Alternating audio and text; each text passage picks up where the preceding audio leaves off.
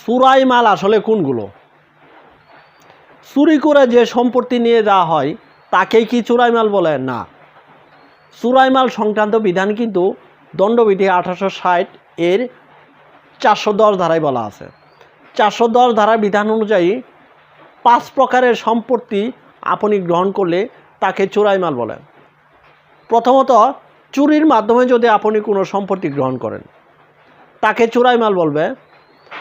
দ্বিতীয়ত, বল প্রয়োগের মাধ্যমে যদি কোনো সম্পত্তি গ্রহণ করেন তাকে চোরাই মাল বলবে।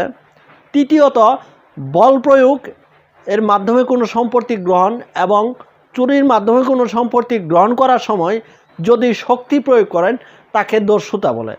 এই দস্যুতার মাধ্যমে যদি কোনো সম্পত্তি গ্রহণ করেন তবে তাকে চোরাই মাল বলে। চতুর্থত, অপরাধমূলক বিশ্বাসভঙ্গের মাধ্যমে যদি আপনি কোনো সম্পত্তি গ্রহণ করেন। অপরাধমূলক বিশ্বাসভঙ্গ বলতে আপনাকে একজন ব্যক্তি একটি সম্পত্তি রাখতে দিছে যে তুমি এই সম্পত্তি রাখো, আমি ঢাকা থেকে ফিরে এসে এই সম্পত্তি আমি নিব। আপনি যদি এই সম্পত্তি নিজ ব্যবহারে পরিণত করে ফেলেন অথবা তার বিশ্বাস ভঙ্গ করে সম্পত্তিটি অন্য কোনো জায়গায় হস্তান্তর করে ফেলেন তাহলে এই সম্পত্তিও কিন্তু চোরাই মাল হিসেবে গণ্য হবে। আরেকটি হচ্ছে অপরাধমূলক আত্মসাৎ। অপরাধমূলক আত্মসাতের মাধ্যমে কোনো সম্পত্তি গ্রহণ করলে সেটিও চোরাই মাল হিসেবে গণ্য হবে। অপরাধমূলক আত্মসাৎ কখন হয়?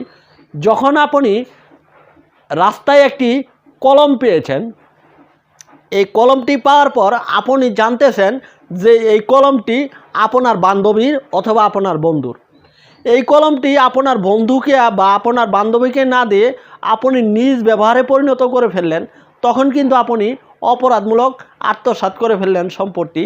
অপরাধমূলক আত্মসাৎ করে কোনো সম্পত্তি গ্রহণ করলে এটাও কিন্তু চোরাই মাল হিসেবে গণ্য হবে।